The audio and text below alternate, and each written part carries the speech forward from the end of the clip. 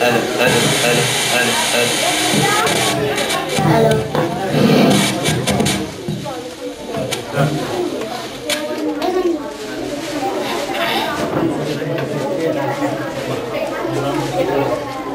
Hello, নমস্কার বাবু। নমস্কার। নমস্কার বাবু, আপনার কাছে 50 টাকা ধার করেছিলাম, সেটা শোধ দিতে এসেছি।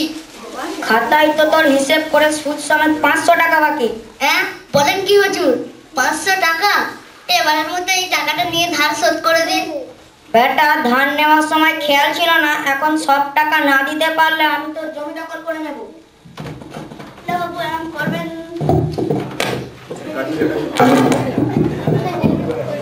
বাবু এরকম করবেন না, আমি গরিব মানুষ, আমার উপর দয়া করুন। আমি তোর কোনো কথা শুনবো না।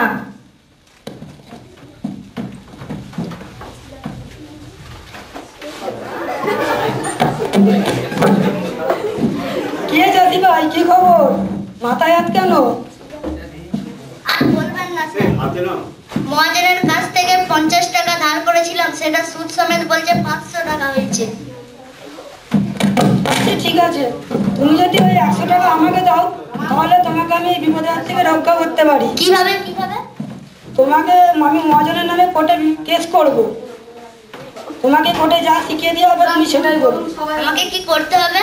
তোমাকে কোর্টে যে যাই জিজ্ঞাসা করুক, তুমি শুধু ছাগলের মধ্যে ব্যা ব্যা করবে, কথা বলবে। ঠিক আছে।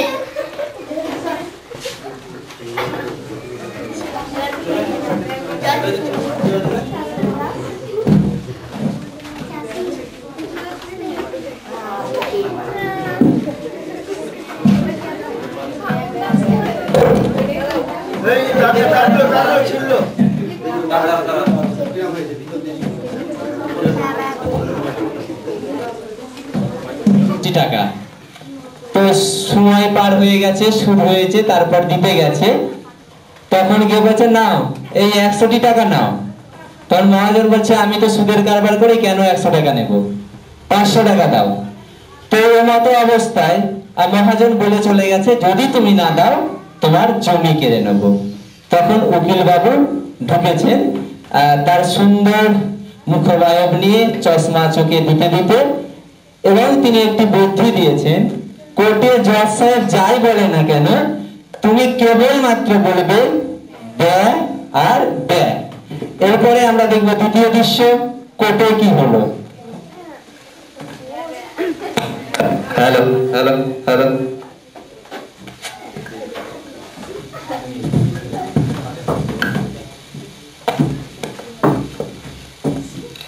ঠিক আছে, উকিল আসো, দেখা যাক কি হবে।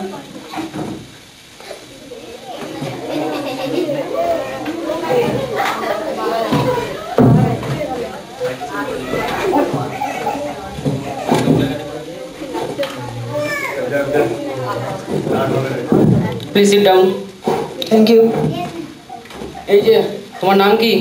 ব্যা ব্যা তুমি কি মহাজনের কাছ থেকে টাকা ধার নিয়েছিলে? ব্যা ব্যা যা জিজ্ঞেস করছি তার সঠিক উত্তর দাও, ছাগলের মতো ব্যবহার করছো কেন? ব্যা ব্যা তুমি তো আচ্ছা পাগল, তখন থেকে ছাগলের মতো হুজুর, ব্যবহার করে যাচ্ছ। পাগল মানে বড্ড পাগল, যে যায় জিজ্ঞেস করো, ছাগলের মতো ব্যা ব্যা করে। কিন্তু ওই যে মহাজনের কাছ থেকে টাকা ধার নিচ্ছে সেটা কি হবে? পাগল মানুষ যেখানে যা পাই তাই খায়, কি করবেন বলুন? মহাজনের তো কখনো ভুল করে সই করে নিচ্ছে। এই উকিল যা বলছে সব সত্যি? ব্যা ব্যা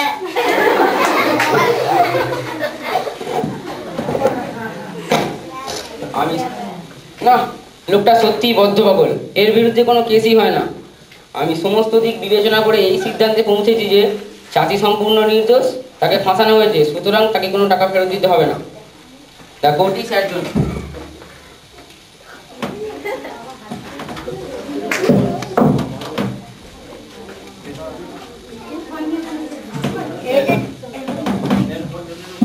এই যে চাষি ভাই, পালাচ্ছিস কোথায়? আমার কাছে 50 টাকা দিবি বলেছিলিস, সেটা অন্তত দে। ব্যা ব্যা আমার 50 টাকাটা জ্বলিয়ে গেল। এই যে জাতি ভাই, এবার আমার মজুরিটা আমাকে দাও। ব্যা ব্যা কি স্যার, আমার 100 টাকা আমাকে দাও। ব্যা ব্যা কি কথা, আমার বিড়াল আমাকে মেয়াও করছো? এমন কেস কেউ হলো নাকি? লাগবো না, যাও যাও। যাক বাবা, 100 টাকাটা বাঁচা গেল। এবার আমি এটা বাড়ি গিয়ে মন্ডা মিঠাই খাবো। চাষির জন্য ব্যয় করেছেন এবং তার নিজস্ব 100 টাকাটা বাঁচিয়ে নিয়েছে। আমরা জানি এটা একটা ছোট স্টেজ, হ্যাঁ, এখানে সেই পরিকাঠামো নেই যেখানে নাটক করানো যাবে খুব সুন্দরভাবে, তবুও একটা ক্ষুদ্র চেষ্টা, এবং তোমরা নিশ্চয়ই এতে আনন্দ পেয়েছো।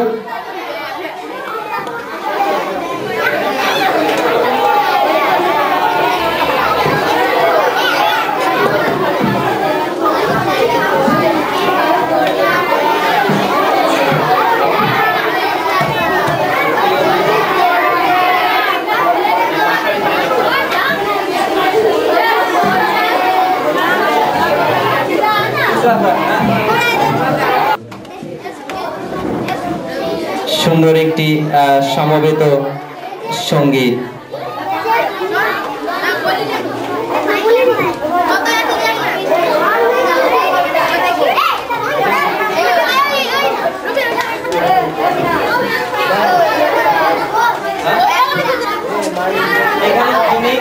হ্যালো হ্যালো, তোমাদের সমস্যা সকলের মিটেছে? কার কি সমস্যা আছে আমাকে বলো, আমি মাইক্রোফোন নিয়ে যাচ্ছি তাদের কাছে। বলো কার কি সমস্যা আছে, চলো বলো।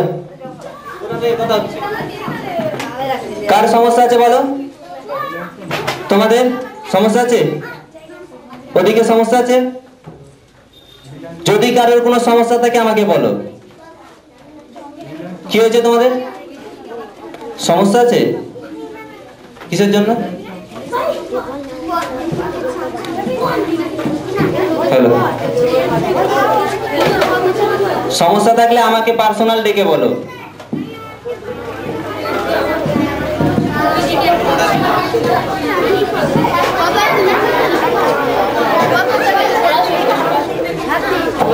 Hello hello hello hello hello hello,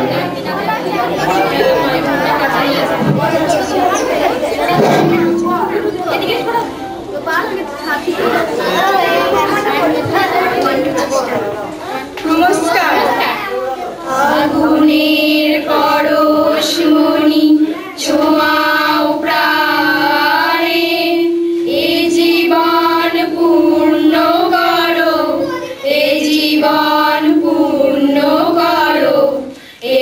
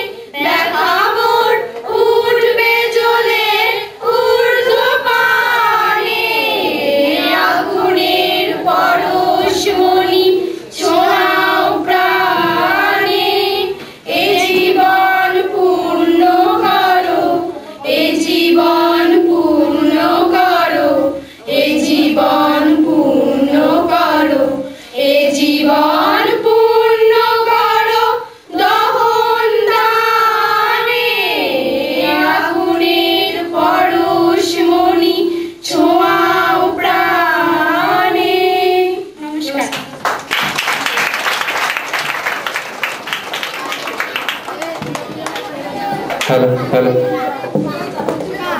খুব সুন্দর সঙ্গীত, সমবেত সঙ্গীত। আমাকে বলতে হবে।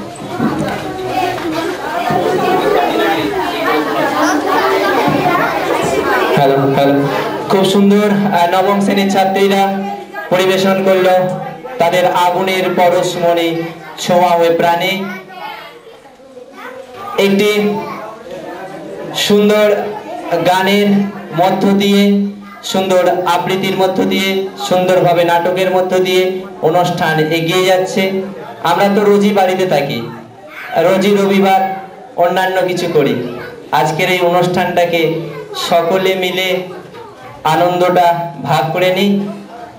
এবং আমি পরবর্তী আবৃত্তির জন্য বলবো 6 আজিমা, ইয়াসমিন ও সেলিমা, ওদের খুব একটা প্রিয় কবিতা সার্থক জনম আমার জন্মেছি মাগো এই দেশে, কবিগুরু রবীন্দ্রনাথ ঠাকুরের। চলেছো।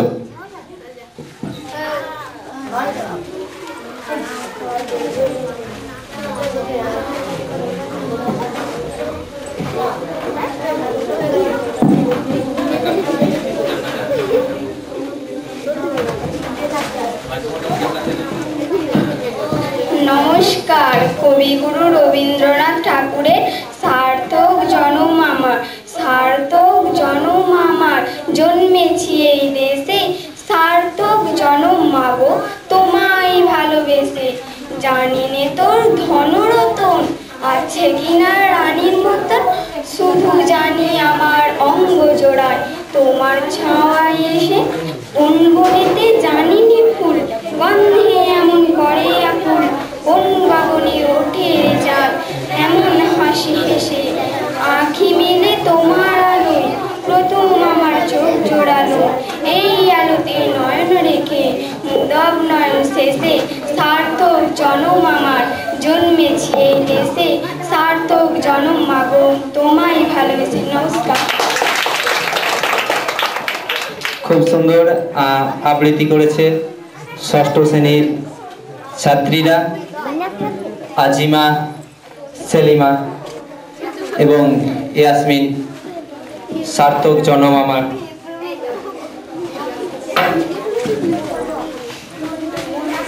এরপর আমি আমাদের অনুষ্ঠান প্রায় শেষের দিকে। এই অনুষ্ঠান সকলের সহযোগিতায় আশা করি অনেকটাই সাফল্যমণ্ডিত হয়েছে এবং আমরা সকলে আজকের দ্বিতীয় বর্ষে প্রতিজ্ঞাবদ্ধ করব এবং নিজেদের মধ্যে প্রতিজ্ঞা করে নেব যে তৃতীয় বর্ষে আমরা যেন এই অনুষ্ঠানকে আরো বেশি ভালোভাবে করতে পারি। তোমরা সকলেই প্রায় থাকবে এখানে, তাই সকলের পরিশ্রম, চেষ্টা এবং নিজেদের পারফরমেন্স দিয়ে তোমরা আরো বেটার করবে এই অনুষ্ঠানটাকে। এতক্ষণ ধরে অনুষ্ঠান হলো, আমরা শুরু করেছি, তোমরা দেখলে নাটক, আবৃত্তি, গান এবং ম্যাজিক যথেষ্ট ভালো করে সকলে নিজেদের পারফরমেন্স করেছে। এই শিক্ষক দিবস উপলক্ষে এই যে বৈদিক বিকাশ আমাদের ঘটেছে, আমি আলামিন কোচিং সেন্টারের শিক্ষক শেখ আজহারউদ্দিন সরকারকে এই অনুষ্ঠান সম্পর্কে, এই দিনটি সম্পর্কে এবং আমাদের সকলের এতক্ষণের প্রচেষ্টা, সকলের একটা মূল্যায়ন শুনে নেব এবং আমরা আমাদের অনুষ্ঠানে এটি একটি বাড়তি পাওনা আমরা নিশ্চয়ই পাবো আশা করি। তোমরা সকলে নবম শ্রেণীর ছাত্রীদের জন্য একবার হাততালি এবং সকলে যারা পারফরমেন্স করেছে প্রত্যেকের জন্য 5 to 12 এবং শিক্ষক শিক্ষিকা সকলের জন্য দেখবো তোমাদের আন্তরিক একটা হাততালি। খুব সুন্দর। এই ভালোবাসায় সহযোগিতা আশা করি তোমাদের থাকবে। আমি কিছু বক্তব্য রাখার জন্য স্টেজে আসার জন্য বলছি। বক্তব্য রাখবে সেন্টারের শিক্ষক শেখ আজহারউদ্দিন সরকার।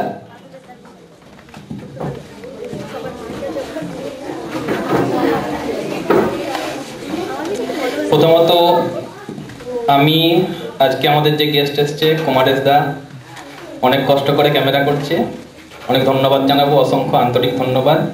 অনেক কষ্ট করে ক্যামেরাটা চালু রেখেছে, আমরা কারেন্টের ব্যবস্থা করতে পারিনি, তা সত্ত্বেও যথেষ্ট সহযোগিতা করেছে, তার জন্য অসংখ্য ধন্যবাদ।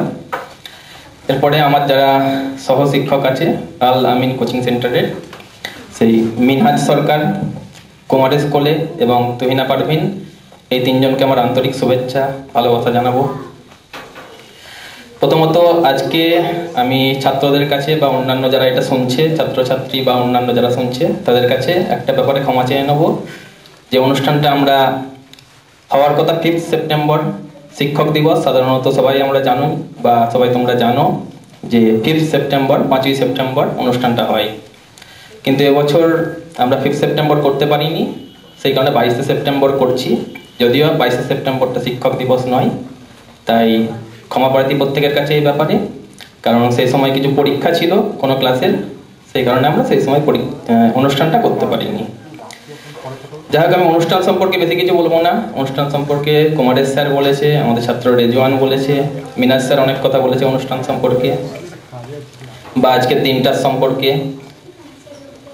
আমি আমাদের সেন্টারের সম্পর্কে দু একটা কথা বলবো প্রত্যেকের কাছে। একদম ছোট ক্লাস থেকে উঁচু ক্লাস পর্যন্ত, আমাদের ক্লাস 5 থেকে ক্লাস 12 পর্যন্ত আছে। প্রত্যেককে যেটা বলবো, আমাদের সেন্টারটা কিভাবে শুরু হয়েছিল। আমরা এখানে সাধারণত দেখি সমস্ত জায়গায় এক একটা টিচার এক একটা সাবজেক্ট পড়াচ্ছে, এক একটা সাবজেক্ট পড়িয়ে তার পারিশ্রমিক যেরকম সেরকম নিচ্ছে। আমরা নিজেরাও ওইভাবে পড়েছি। সায়েন্সের টিচার আলাদা, ইংলিশের টিচার আলাদা, আর্টসের টিচার আলাদা, আলাদা আলাদা টিচার নিয়ে আলাদা আলাদা জায়গায় যেতে হতো। কখনো কুইনান, কখনো দারবাসনি, কখনো তালচিনান, কখনো বালিকুকারি, ছোটাছুটি করতে হয়েছে আমাদের। আমরা সেই ব্যাপারে প্রচণ্ড অসুবিধায় ভুগেছি। এক জায়গা থেকে আসা, সঙ্গে সঙ্গে খাওয়া দাওয়া করা, আবার স্কুলে ছোটা, স্কুল থেকে এসে আবার অন্য এক জায়গায় পড়তে যাওয়া, এগুলো আমাদের খুব অসুবিধা হতো পড়াশোনা করার। সেই জিনিসটা ভেবে আমি আর আমাদের মিনহাজ স্যার, আমরা একদিন ধনেখালিতে ছিলাম, তখন ধনিয়াখালি বলে একটা জায়গা, সেই জায়গায়। তো হঠাৎ একদিন দুজনে মিলে আলোচনা করতে করতে সেখানেই ঠিক হয়ে গেল যে আমরা দুজনে একটা সেন্টার খুলব। এবং কুমারেশের সঙ্গে পরিচিত আমরা আগে থাকতেই, ইংলিশে অনার্স করেছে, সঙ্গে সঙ্গে ঠিক করলাম যে আমরা কুমারেশকেও নেব।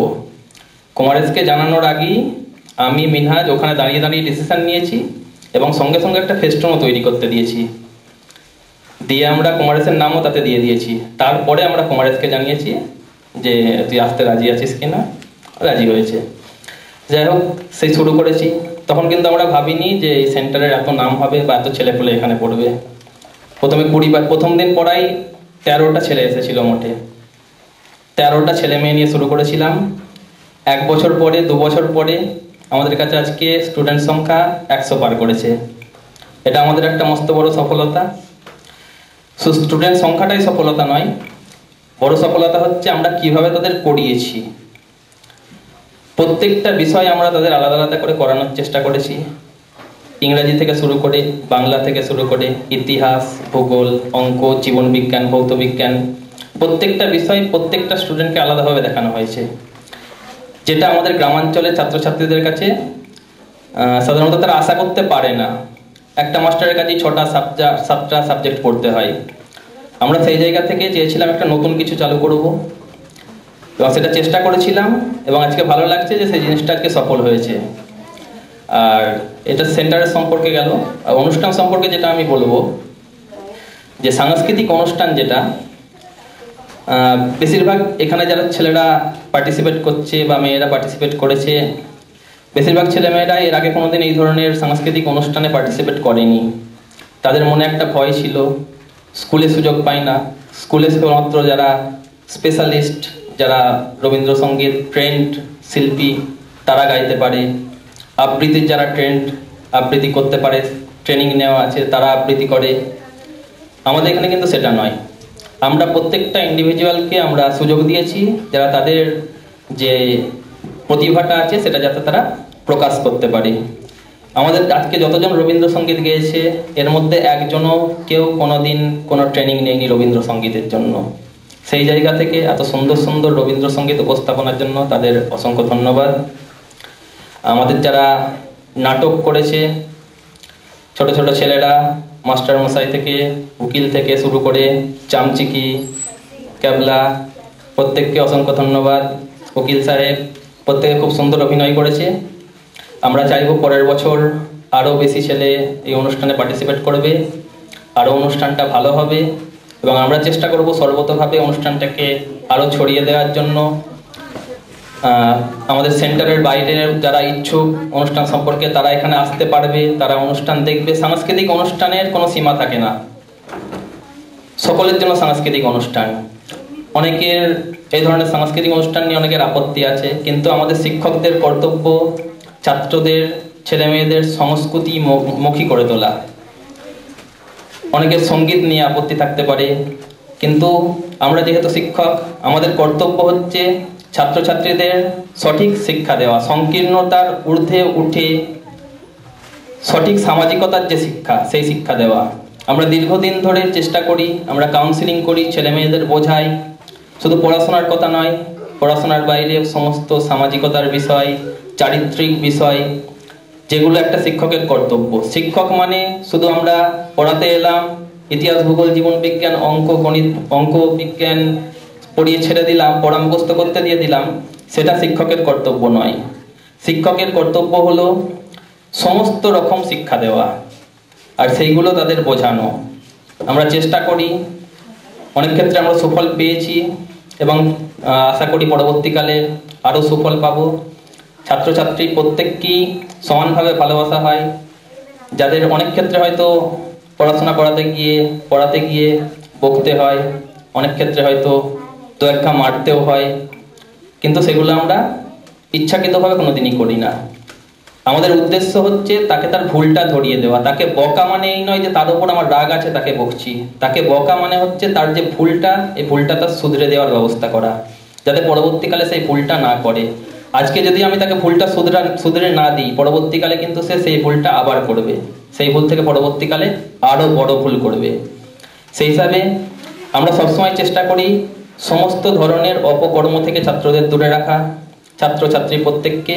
এবং সেটা আমরা সবসময়, আমরা 3-4 জন শিক্ষক সবসময় বলি।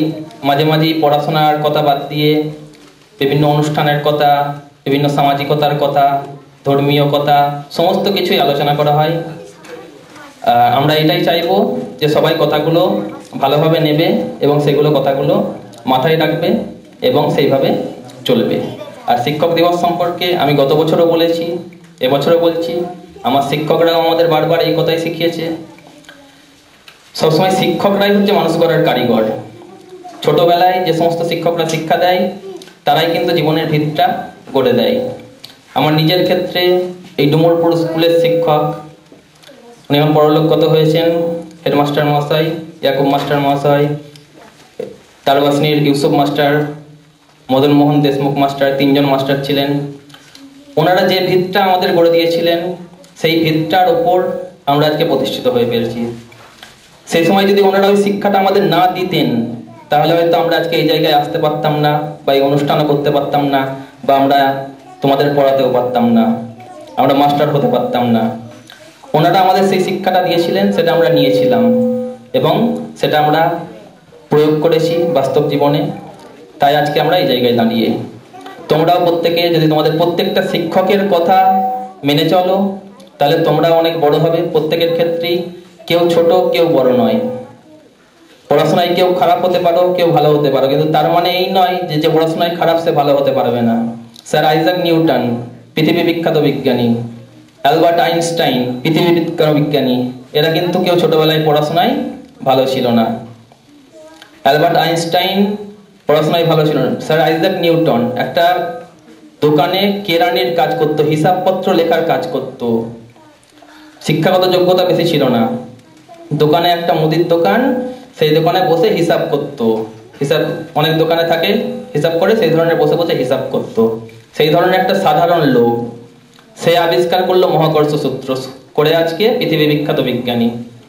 অ্যালবার্ট আইনস্টাইন ছোটবেলায় যখন পড়তে বসতো, লেখাগুলো সব উল্টো দেখতো,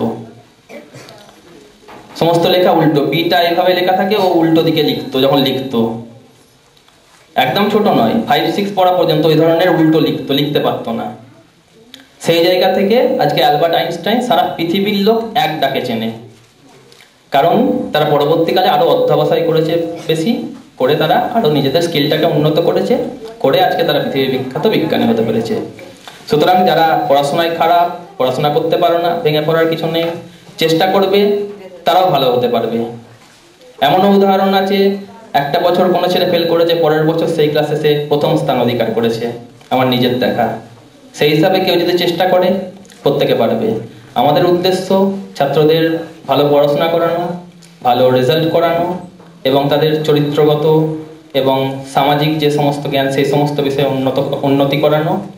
এবং সেই জন্য আমরা সব সময় চেষ্টা করে যাই, আমরা সিলেবাসের বাইরের জিনিসও আমরা পড়াই, বোঝানোর চেষ্টা করি, এবং ছাত্রদের প্রয়োজনে আমরা সবাই সব সময় অতিরিক্ত সময় দিতে রাজি। প্রত্যেকটা ছাত্রকে ফোন নাম্বার দেওয়া আছে আমাদের প্রত্যেকটা স্যারের, বলা আছে যে কোনো প্রয়োজনে যখন খুশি, রাত্রে হোক, সকালে হোক, ভোরবেলায় হোক, দুপুরবেলায় হোক, তোমরা ফোন করতে পারো, জানতে পারো। তোমরা জানতে চাইলে আমাদের ভালো লাগে, কোনো অসুবিধা হোক, সেটা পড়াশোনা সংক্রান্ত হোক, পার্সোনাল হোক, বাড়ির প্রবলেম হোক, সমস্ত প্রবলেম আমাদের সঙ্গে তোমরা শেয়ার করবে। আমরা সব সময় সুষ্ঠুভাবে সেটা মিটিয়ে দেওয়ার চেষ্টা করব এবং সব সময় সহযোগিতা করব। আজকে আর এই নিয়ে বেশি কিছু বলবো না। অনুষ্ঠান সম্পর্কে তোমরা প্রত্যেকেই দেখলে, আশা করি প্রত্যেকের অনুষ্ঠান খুব ভালো লেগেছে, প্রত্যেকে সহযোগিতা করেছো, সেজন্য প্রত্যেকটা ছাত্রছাত্রীকেই অসংখ্য ধন্যবাদ। এবং এবছর যারা পার্টিসিপেট করতে পারোনি, অনুষ্ঠান করতে পারোনি, চাইবো তারা পরের বছর সাহস করে এগিয়ে আসবে, অনুষ্ঠানে অংশগ্রহণ করবে এবং অনুষ্ঠানটাকে আরও সাফল্যমণ্ডিত করে তুলবে। আমাদের ইচ্ছা অনুষ্ঠানে আরও বড় করে তুলবো, আরও ছড়িয়ে দেবো, আরও অনেক মানুষ এই অনুষ্ঠানটা দেখবে।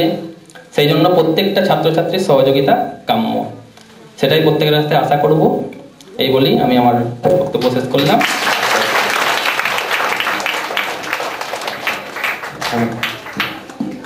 অসংখ্য অসংখ্য ধন্যবাদ আজাদ দাকে। সেন্টার সম্পর্কে, অনুষ্ঠান সম্পর্কে এত সুন্দরভাবে আমাদের সামনে তুলে ধরলো, আমাদের কি কাজ চলছে এবং পরবর্তী উদ্দেশ্য কি আমাদের, সেটাও বলেছে।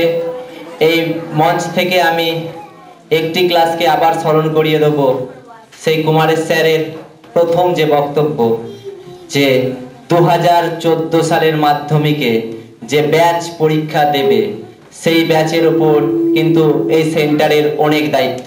তাদের রেজাল্ট সেন্টারের রেজাল্ট, তাদের সাফল্য সেন্টারের সাফল্য। আশা করি তোমরা এটা বুঝেছো এবং সেভাবেই তোমরা নিজেদেরকে তৈরি করো। আর সময় নেই, এবং কোনো রকম অসুবিধা হলে তোমরা বলো, তোমাদের সহযোগিতা করবে আল-আমিন কোচিং সেন্টার। আমাদের অনুষ্ঠান প্রায় শেষ। আমি অনুষ্ঠানের সমাপ্তি সঙ্গীতের জন্য দশম শ্রেণীর ছাত্রীদেরকে, অর্থাৎ যারা এই গানটি করছে, এই করেছো ভালো, এটি সমাপ্তি সঙ্গীত, যাদের ওপর ভরসা, যাদের ওপর আশা, তারাই করবে শেষ এই অনুষ্ঠানটি, তাদেরই কণ্ঠের সমাপ্তি সঙ্গীত দিয়ে এই করেছো ভালো। যারা আছো, নাসরিন, ঝুমা, শাহিনা, মিলি, হিয়া, সোমা, রিম্পা, আমিনা, রাফিকা, জেসমিন, সুলতানা ও তুহিনা, পারভিন, তোমরা চলে এসো এখানে।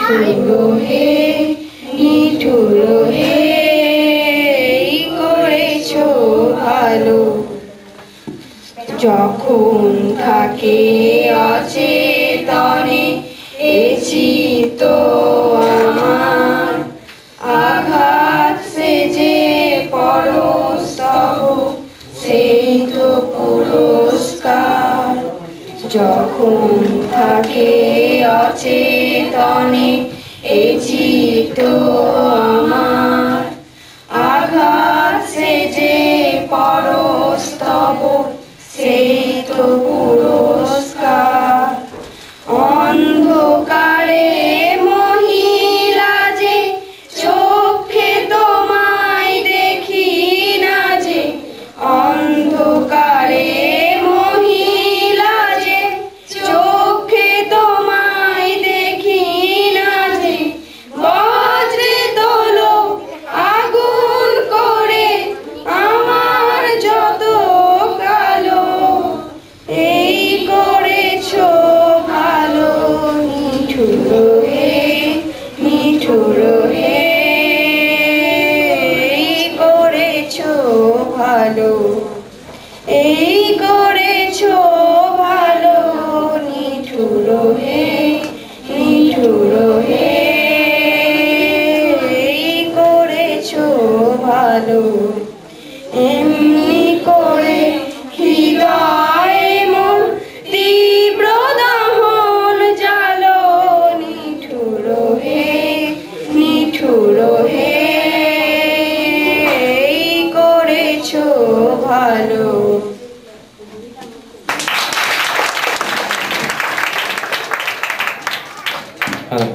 খুব সুন্দর সমাপ্তি সঙ্গীত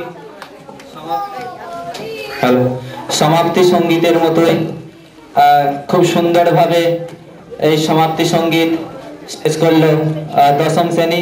এখানে প্রত্যেক অনুষ্ঠানের একটা মূল অনুষ্ঠান থাকে এবং একটি পরবর্তী অনুষ্ঠান থাকে। আমাদের মূল যে সাংস্কৃতিক অনুষ্ঠান এই শিক্ষক দিবস উদযাপন সাংস্কৃতিক অনুষ্ঠান উপস্থাপনায় Alamin coaching centre Dumurpur Hooghly. Please attention all students. Alamin coaching সেন্টারের সমস্ত স্টুডেন্টসকে আজকে একটা বার্তা দিচ্ছি এখান থেকে, যেটা আমাদের ইচ্ছে ছিল এই বছর করার, কিন্তু শিক্ষার পরিকাঠামো সিলেবাস নিয়ে এখনো সরকারের বিভিন্ন রকম টালমাটাল থাকার জন্য আমরা করে উঠতে পারিনি। নেক্সট বছর পরবর্তী বছর আমরা এই সাংস্কৃতিক অনুষ্ঠানে চেষ্টা করব আলামিন কোচিং সেন্টারের প্রশ্ন বিচিত্রা প্রকাশ করার।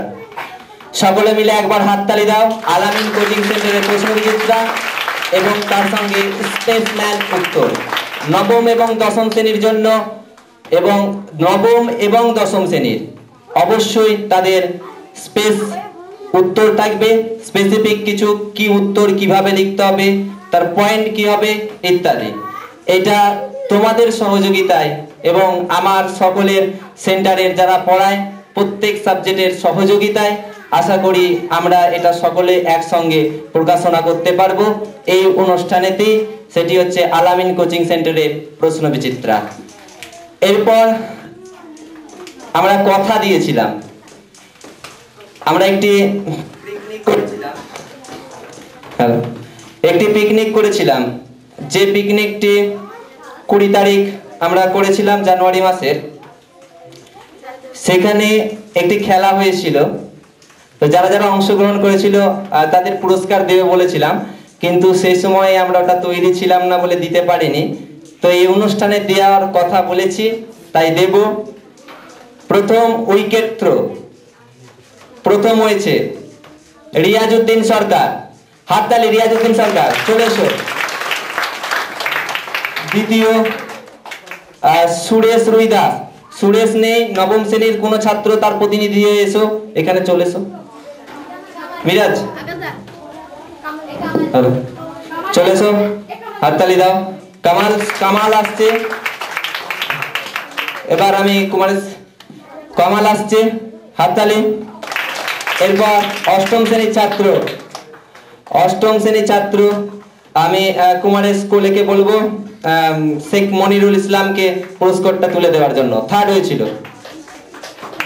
থার্ড।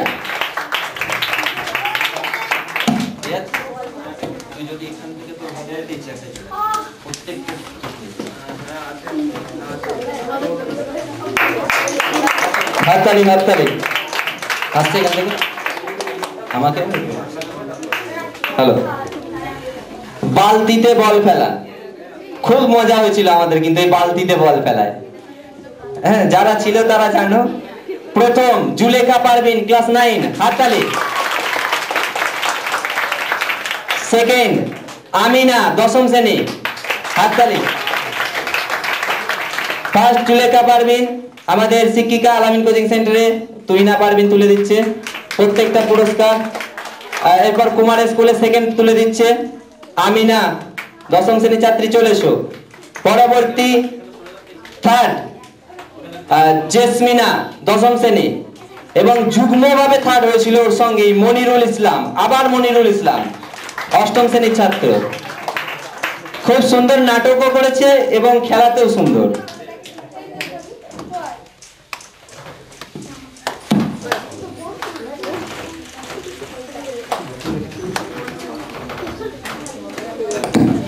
এরপর বিস্কুট দৌড়, বিস্কুট দৌড়ে প্রথম হয়েছে নবম শ্রেণীর ছাত্রী তাসমিনা খাতুন। একসঙ্গে হাততালিটা দেবে, জোরে হবে। সেকেন্ড জুলেখা পারভিন, থার্ড সুরাইয়া পারভিন, তিনটেই নবম শ্রেণী, তিনটেই নবম শ্রেণী, ওই জন্য বলছিলাম যুগ্মভাবে হাততালি দাও। Tasmina Khatun, Zulekha Parvin second, Suraiya Parvin third.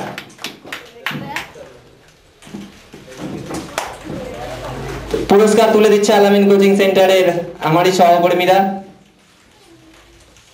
এবং পরবর্তী খেলা যেটি হয়েছিল খুব সুন্দরভাবে হয়েছিল, পরিশ্রমের মধ্য দিয়ে হলেও। মিউজিক্যাল চেয়ার, মেয়েদের মিউজিক্যাল চেয়ার। ফার্স্ট হয়েছে পূজা বাগ, নবম শ্রেণী, পূজা বাগ নবম শ্রেণী প্রথম হয়েছে। সেকেন্ড আমি ওই নবম শ্রেণীর পুরস্কারটা তুলে দিক তুহিনা পারভিন, হাততালি। এবং আমি আজাদটাকে বলবো সেকেন্ড পুরস্কারটা তুহিনা পারভিনকেই দেওয়ার জন্য, যে সেকেন্ড হয়েছিল মিউজিক্যাল চেয়ারে, হাততালি। পার্টিসিপেট করেছিল। এরপর থার্ড তাসমিনা খাতুন, তাসমিনা খাতুন নবম শ্রেণীর তৃতীয় স্থান অধিকার করেছিল মিউজিক্যাল চেয়ারে, হাততালি দাও। এই অনুষ্ঠানের আমাদের দ্বিতীয় পর্ব এবং তৃতীয় পর্ব আমি একটু ছাত্রদের বলবো সহযোগিতা করার জন্য।